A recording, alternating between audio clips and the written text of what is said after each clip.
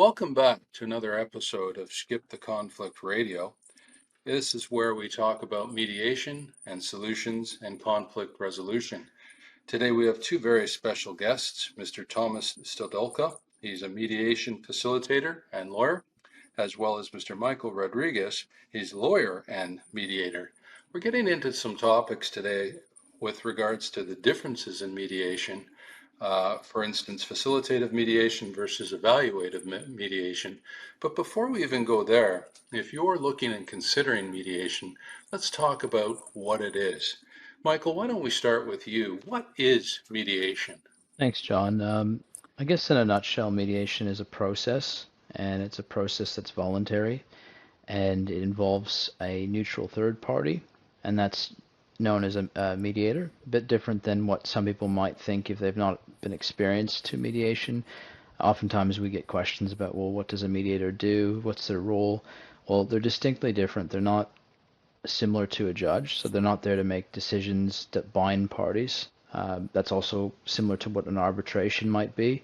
Most people have seen the TV show Judge Judy or some variation of that. That's an arbitration where you have someone acting in a role to make decisions, or they dress it up to make it seem like it's a judge. Judge Judy was a judge in New York at one point in her career, but those are people who make binding decisions.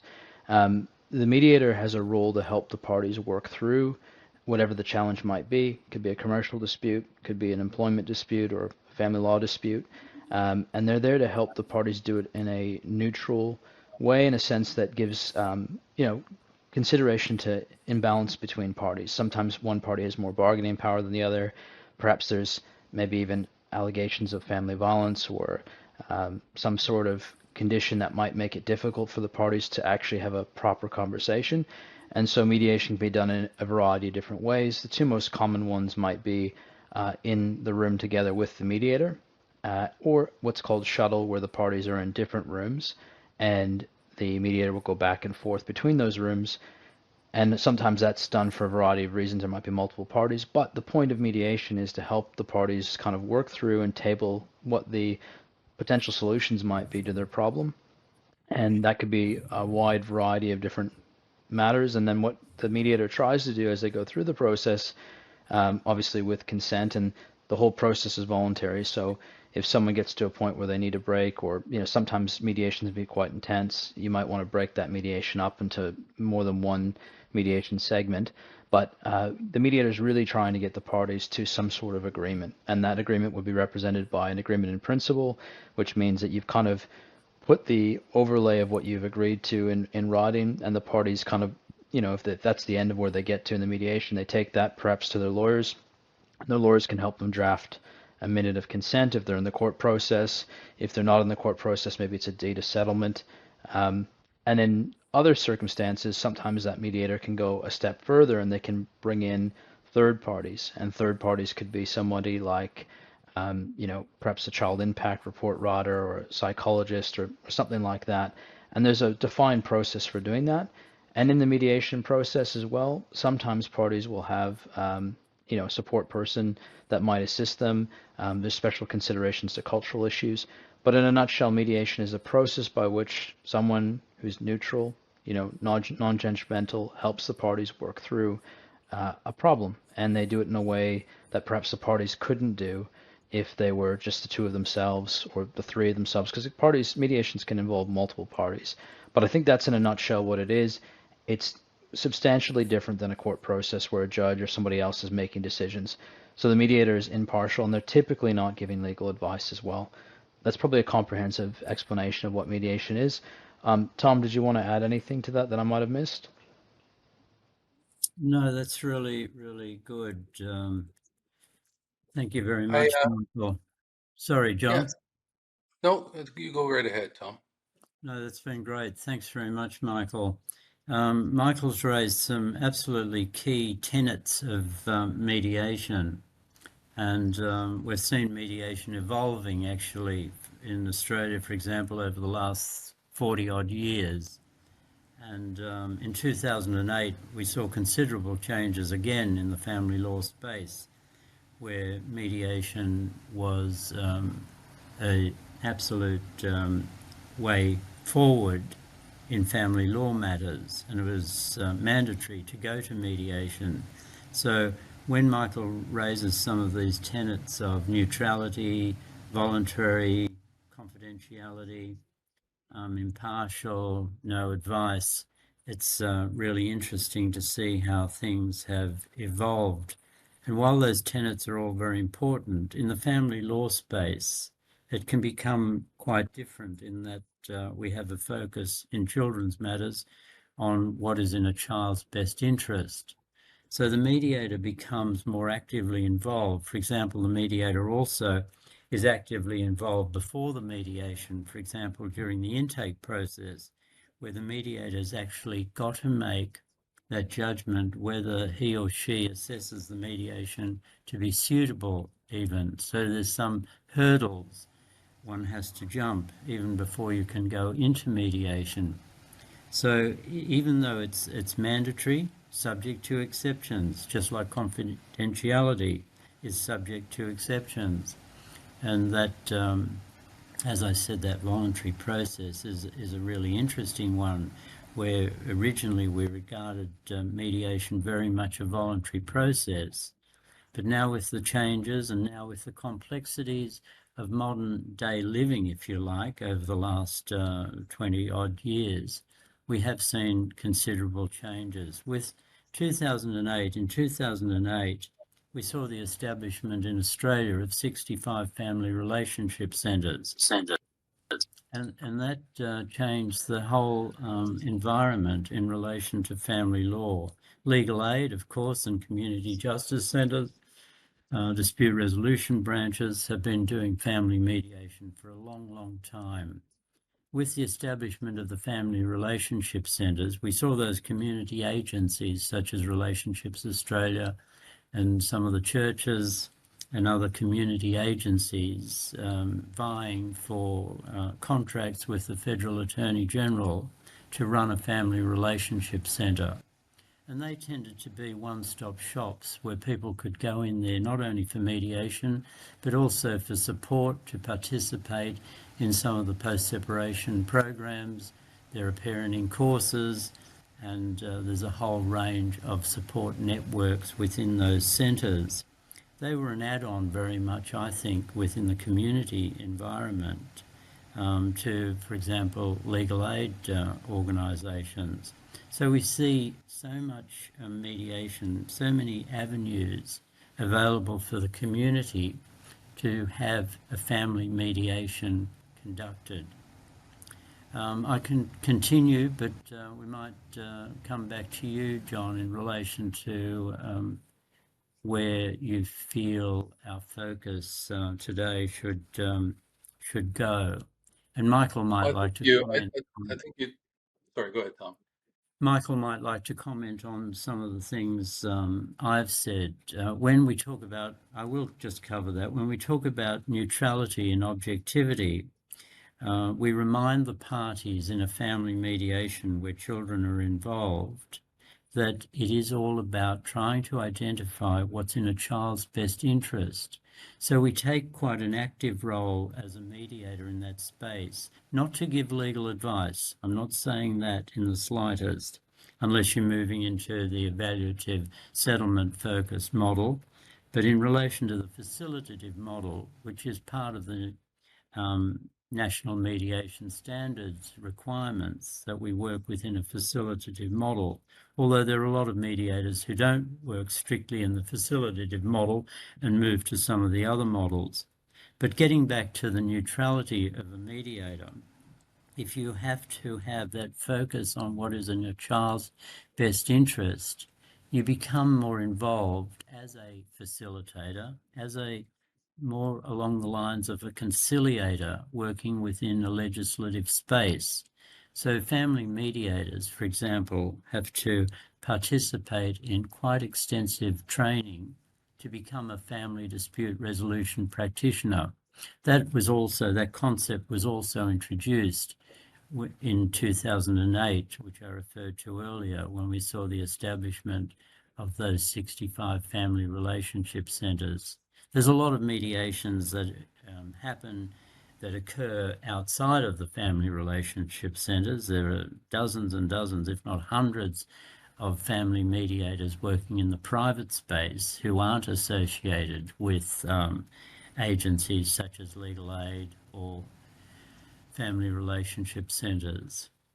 That's probably enough from me just for the moment. Thank you, John. As, Thank you, as Michael. always, Tom and Michael, the feedback is quite excellent, and you went right down the path that I had in mind anyways, Tom, so thank you. Michael, Tom has talked about community, but we're kind of, since both of you are seasoned veterans in dealing with family law and mediation, we've covered why family law, or sorry, we've covered why mediation matters in family law. Michael, there's a lot of big stakes here at play. There's the emotional and the financial. Maybe you can comment a little bit on that and some of the local changes, because life has changed, the workforce has changed, the definition of a family and how people communicate have changed. Do you want to take that one on, Yeah, Michael? certainly. There's a number of good points you've raised there. So, you know, post the COVID period, it's a lot more prevalent now that mediations can be done electronically. It's not that the technology didn't exist, but I think it's more mainstream and accepted. That opens up a lot of positive features for access to justice. There's a lot of people in remote communities or people perhaps who can't get to a certain place, or they've got work commitments and they really need those jobs to pay the basic bills. So what we can provide and many mediators provide is electronic mediation. And so in some ways it allows you to do the mediation from the comfort of your home or your office. You just really need a good internet connection, and maybe a tablet or a smartphone. And most smartphones in the last 15 years have a camera and capable of doing those things. In the worst case scenario, you can do it by telephone and dial in. I mean, that's how they did it a long, long time ago as a standard. But realistically, that opens up mediation for most people. Doing a mediation, part of that is being comfortable to actually consider the offers and to be in a safe environment where the party feels comfortable. And doing that from a home base or from an office space sometimes can be better than having to come to a set location, because when you do those mediations in set locations, oftentimes, depending on what the parties relationship might like, you might have to think about the staggering of one party coming in, another party leaving, so they don't see each other. So that's one thing to keep in mind, is that mediation has evolved and it's now transitioning towards web-based Microsoft Teams, Zoom, that type of medium to do mediation. It's also a wonderful way, I think, to be efficient in a different way than maybe coming into an office. Tom mentioned there's a number of different types of mediation styles, and that's something that maybe Tom can address a little bit later. Mediation in itself offers a great opportunity for parties to try and work through things. One of the things I think that people probably overlook or don't think about is that mediation is like an exam. You don't just show up and say, I'm here, I want to do mediation. There is preparation work that you need to do, and it depends on the type of mediation. So for instance, if you had, let's look at the family law sphere for a second. If you had a property mediation, you wouldn't just show up and say, I'm here. Prior to doing that, there's a number of things you would do. You would exchange disclosure, you'd try to agree on valuations and define the asset pools. If you don't do those things, and I get calls like this from people in the public all the time, going to mediation doesn't really have the same fruitful outcome, because then you're spending your time discussing things that should have been done beforehand. So think about mediation as an exam for the general person that's listening to this. You would go to an exam and you would study, you do some preparation. It's the same for mediation. And, that's important. And also in doing that preparation work, you might narrow the scope of the issues. So you have to realize that a mediation isn't for an indefinite period of time. It's often a half day or a full day.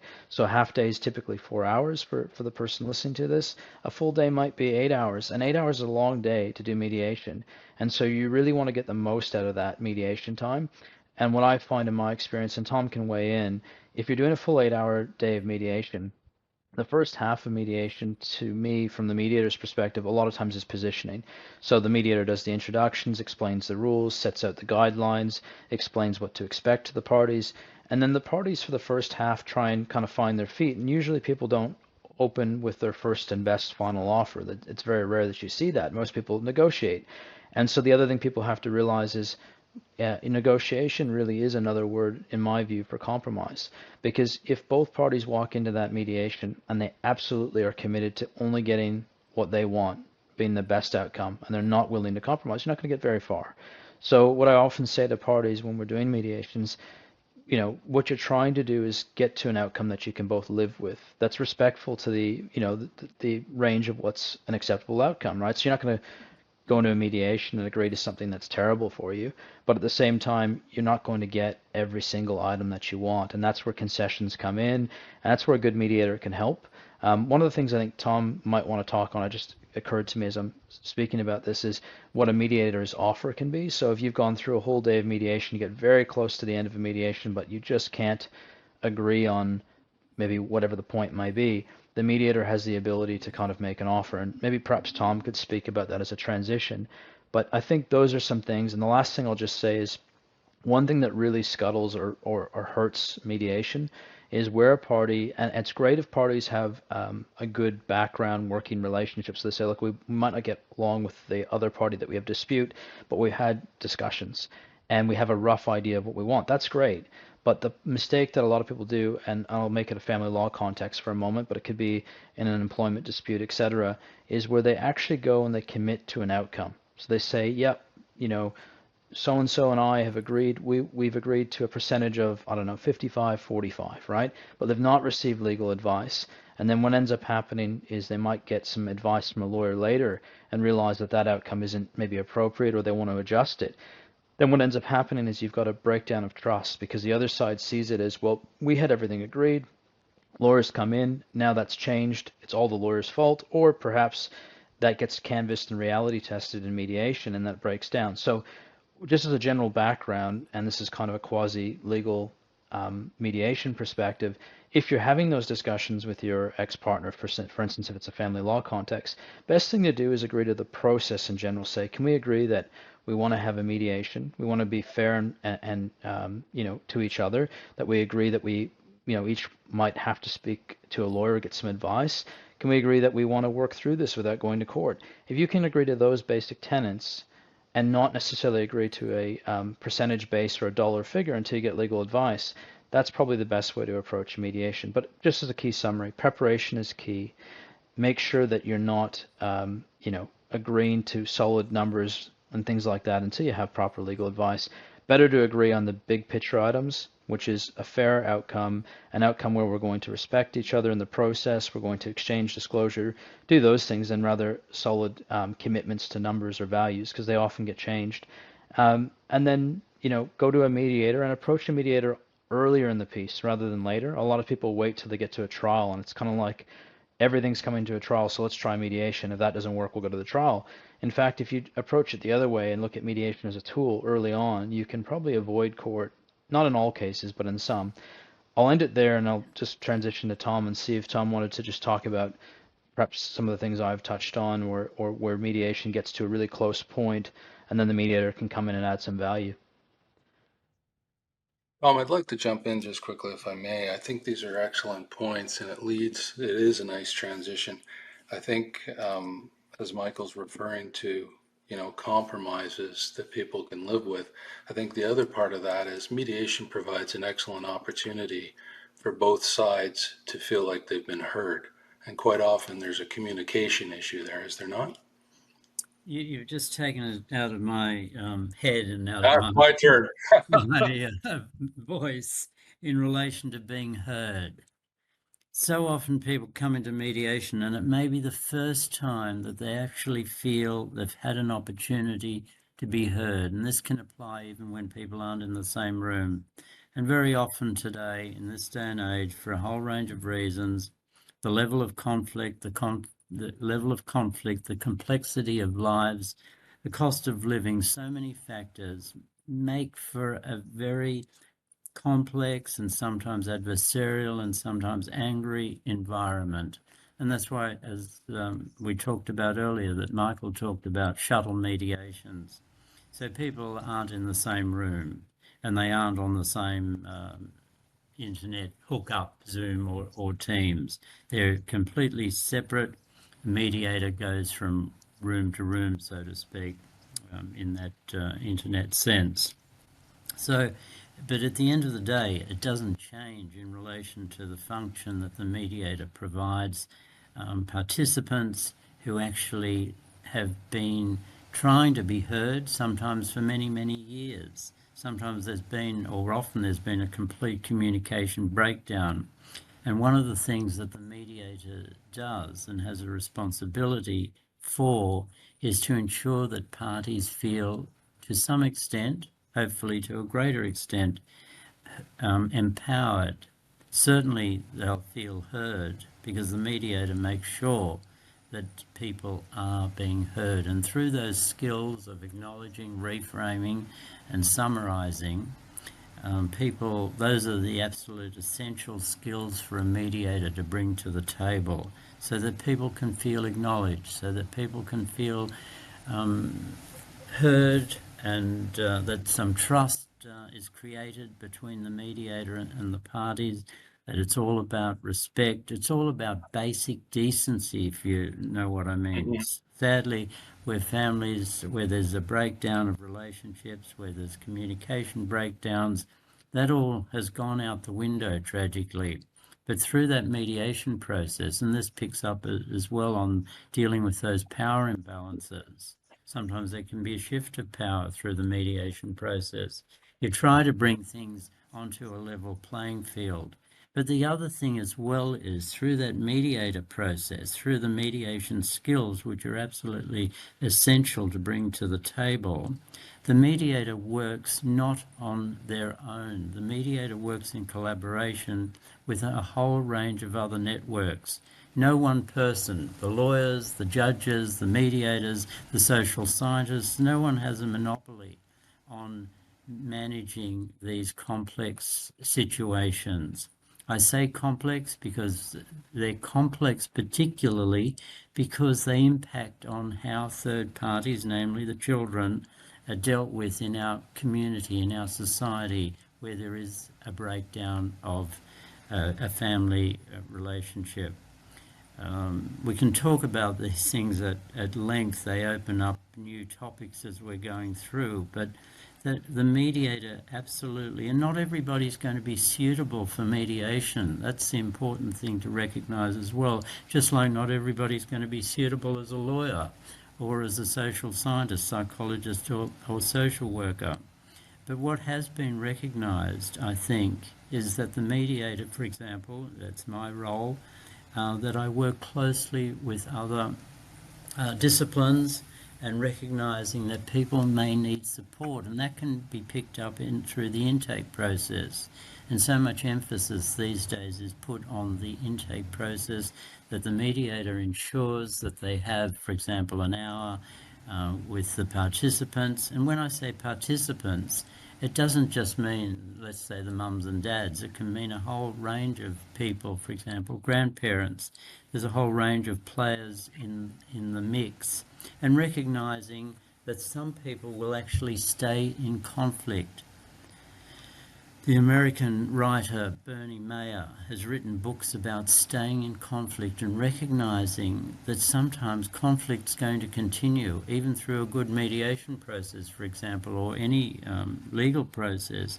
It's not as if there's a magic wand and everybody's going to be able to be nice to each other and respectful of each other.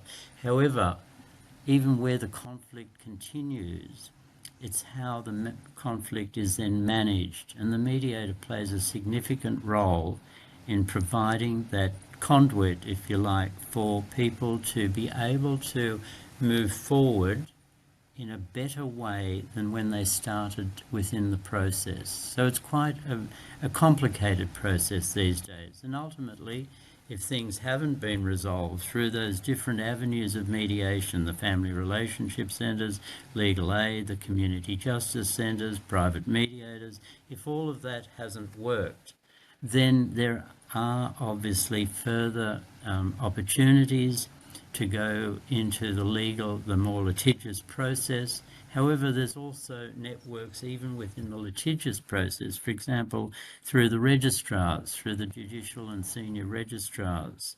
And so much more support has been identified to be necessary for the government to accept that things need to be done better through all these different opportunities available. Sometimes when I hear that community justice centres in different states in Australia have closed down, I think, goodness gracious, hundreds and thousands of mediations were done through a network such as that, a community justice centre. And so sometimes there's a lack of government understanding or a lack of government commitment providing sufficient funds, whether it's to legal aid, whether it's to the family relationship centres, whether it's to the courts, that is something governments have to come to terms with more efficiently. I've worked in different legal aid agencies all around Australia, 20 years with Queensland Legal Aid, 10 years with New South Wales Legal Aid, and still on several legal aid panels. And when I see how governments sometimes just come into those centres and say, we'll take $2 million off you, for example, the impact of situations like that is absolutely critical, as you can imagine. So in my most recent years within Queensland Legal Aid, for example, most of the matters I was dealing with there were referrals back from the court through the independent children's lawyer. And I'm glad to say the majority of those matters were resolved through the skills of the independent children's lawyer and the skill of the mediator and the avenue for people to be referred by the court back into the legal aid system. But those parties, those participants, were often not legally represented. The only lawyer in the room was the independent children's lawyer, and sometimes the mediator has a legal background. So that was another avenue where matters were resolved. There are so many matters out there, and sometimes it certainly can have, as you can imagine, it can have an impact on all the people working in that space. It's it's a very demanding space, whether it's for the mediator or for the whole legal system, the social scientists, the independent children's lawyers, the psychologists, the social workers, the different agencies dealing in the mediation space in family matters. And therefore, those people working in that space also need the recognition and the support, supervision opportunities. That's one of the things that agencies do extremely well, providing participants, people who work in that space, with very good support networks, very good opportunities for professional development. And we all have to be mindful of recognising that we work in a difficult space and we need to receive the support and the guidance and the mentoring and the peer supervision to continue to effectively work in this space. Dealing with burnout, it's another topic we can deal with on another occasion, but I've moved down some different paths here following on from what Michael said, and I'll come back to that empowerment, empowering the parties in the process, even if matters are not fully resolved to the way the individual participant may have hoped. But to use Michael's words, it can be a compromise, and life can very often be a compromise. But that doesn't mean that the children's best interests are to be compromised. That's an area where I don't believe there can be a compromise, because the children's best interests, that recognition that children need to be supported in a space where there is not the conflict, for that conflict to be in some ways diminished. So there are avenues available to parents and for children to receive the support they need through counselling and other support mechanisms to better ensure, for us as professionals, to better ensure that a child's best interest is going to be fully understood and protected. Thank you, John. Thank you, Michael. Tom, that's excellent. I mean, both of you are giving a lot of profound insights into the world of mediation. I'd like to close the show with a question for both of you, because mediation, it plays such a vital role. But if you're looking for a good mediator, and I'll start with you, Michael, what do you feel are some of the key skill sets that someone should look for uh, if they're looking for a mediator? Let's say, for example, in family law, what are the traits that people should look out for? Thanks, John. Good question. I think the first thing is probably defining what service you're really looking for. There are private mediations and there are funded mediations such as Relationships Australia, Centrecare, Anglicare, and the list goes on. The difference between those are, and oftentimes people in the community don't really know or aren't aware that there are private mediations. So you need to decide, is private mediation for you, or do you prefer, or are you looking at one of the other organizations that I've mentioned? The main difference is waiting times, from my experience, and the attention and the time that you might get. So if you were to go to, let's say, Relationships Australia, they're well used by the public, and so they often have longer waiting lists. I've heard some, depending on the community and the time of year, where it might be 8 to 10 weeks before you get into a mediation. And for some people, that's too long. They might need an urgent mediation or they're not prepared to wait. Private mediation, you can typically get in a lot quicker. And so you could be in is in that week or the next week. It can just depend on the practitioner. So that's the first thing you need to think about. The main difference between the two is cost. Obviously, private will be more than any of the government funded or subsidized ones. So that's your first starting point. And then you need to kind of ask yourself, well, do you feel comfortable with the process? And Tom, said something very profound in his speech a few moments ago, which is mediation, unfortunately, isn't for everybody, and it's not at all times. So you have to look at the stage that you're in. Sometimes people are not in the right headspace, or the trauma is very recent, or the conflict's very high, and they just can't bring themselves to it. So you have to assess yourself. Are you ready for mediation? Could you be in a situation where you're talking about these matters? Mental health plays a factor in, and sometimes you got to focus on the health factors. But assuming you're ready to do mediation, and assuming you're clear on private or public, then the next thing you want to try and figure out is, what's your mediator's skill set? How long have they been practicing? Not all mediators, let's say perhaps in the family law sphere, not all mediators are lawyers. There are mediators that are social workers or that had different qualifications. And so that doesn't mean that they can't do a good job. Certainly that's not the case, but you need to think about what the dispute is. And oftentimes, in my experience, if you have a legal background, although the mediator's role is not to provide legal advice, it helps the mediator frame and understand the issues better. And sometimes that insight is profound and it comes out in the way that mediation happens.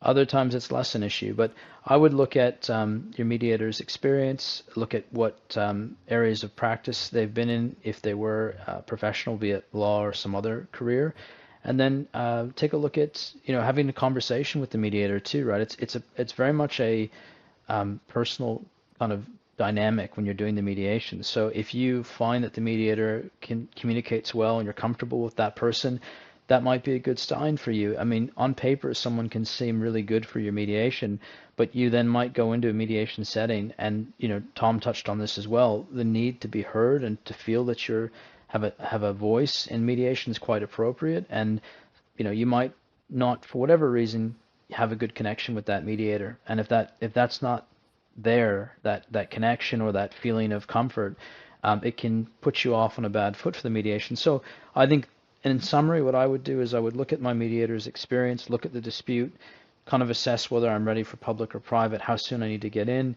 and then I'd have a quick call with the mediator, pick up the phone, speak with them for a few minutes, and get a sense of what they're about and what their services are and how they can help you.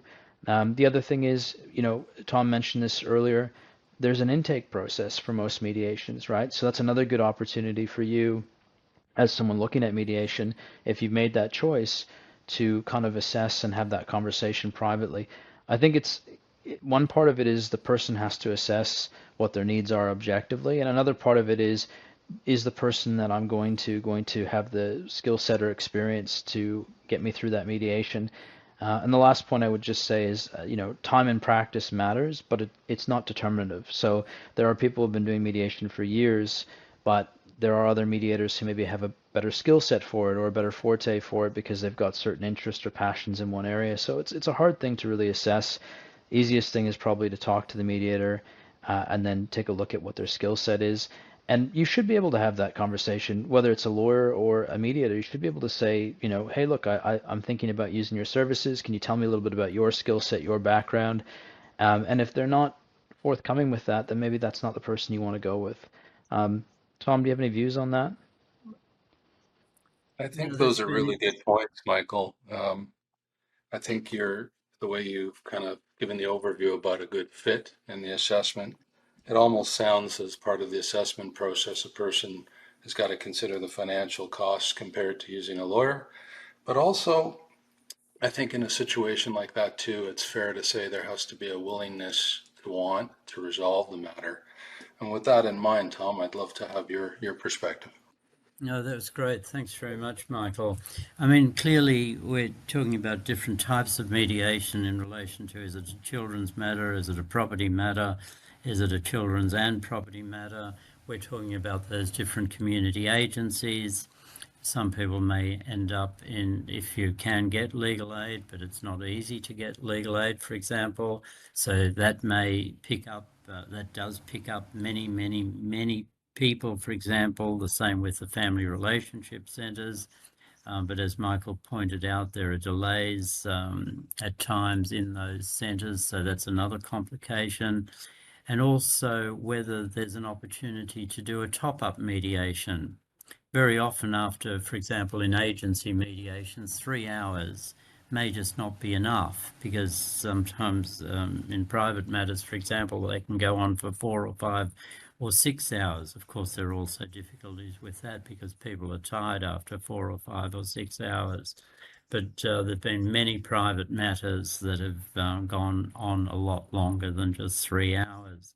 So matters remaining unresolved sometimes, and people needing to come back for a top-up mediation, for example, in the community system where top-up mediation is accommodated.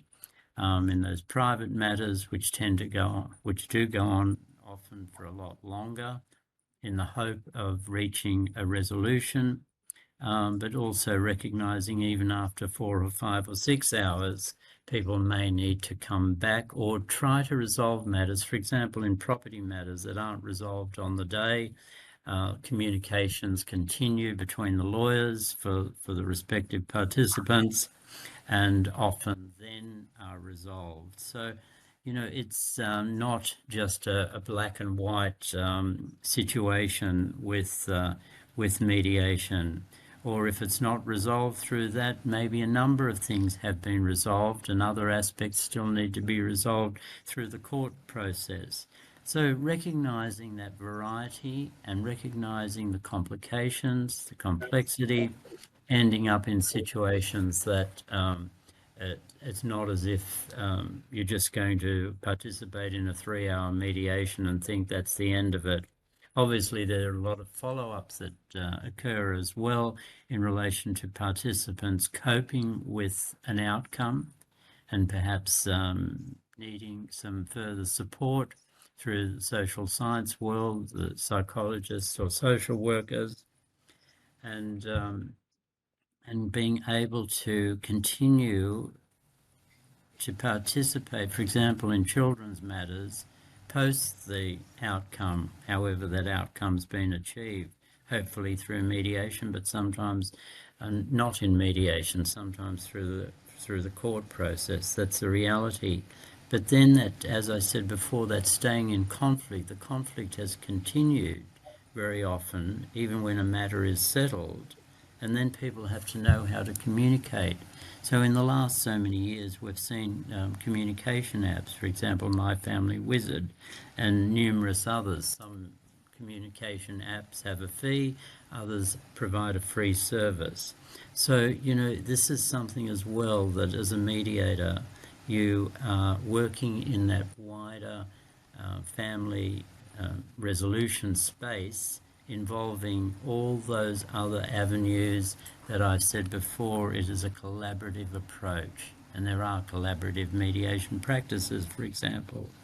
And so we've seen this development, this evolution in the last 20 odd years in relation to coping with situations that are just so complex. They need other disciplines to be involved. For example, the child inclusive practice.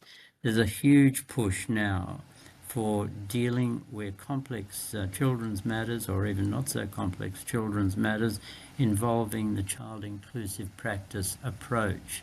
And there's much literature out there in relation to dealing with that child inclusive practice. And again, something that whether you're a mediator or a social scientist or a lawyer, you have to be very well aware of, because you don't want to have a situation where somebody could have had access to a support network or a different approach. It's really important to be aware of those opportunities and be able to allow for people to understand those opportunities. But of course, ultimately, individuals will have the control. This is the whole thing with mediation, that individuals make those decisions through the support of the mediator. But if it can't be resolved in that approach, that ultimately a judge will make a decision, taking the decision process out of the hands of the participants. Thanks very much, John. Thanks, Michael. Thank you so much, Tom. This has been a great conversation. We've covered so much. For our listenership, we've talked about the benefits of mediation. We've talked about what is a good mediator. We've talked about the skill sets and the role that it plays with family law. And we've had two experts on today. I want to thank our guests, Thomas Stadolka, mediator and facilitator and lawyer, as well as Michael Rodriguez, lawyer and mediator, for joining us on Skip the Conflict. Thank you, gentlemen. Thank you. Thanks very much. Thanks, John. Thanks, Michael.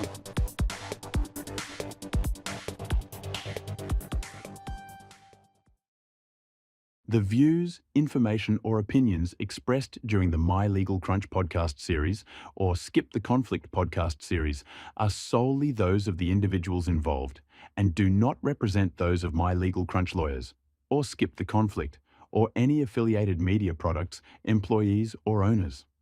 My Legal Crunch lawyers and Skip the Conflict and their affiliates are not responsible for and do not verify for accuracy any of the information contained in this podcast series. This podcast may not be copied or distributed without express written approval from My Legal Crunch lawyers or Skip the Conflict. You may not edit, modify, or redistribute this podcast without content from My Legal Crunch lawyers or Skip the Conflict.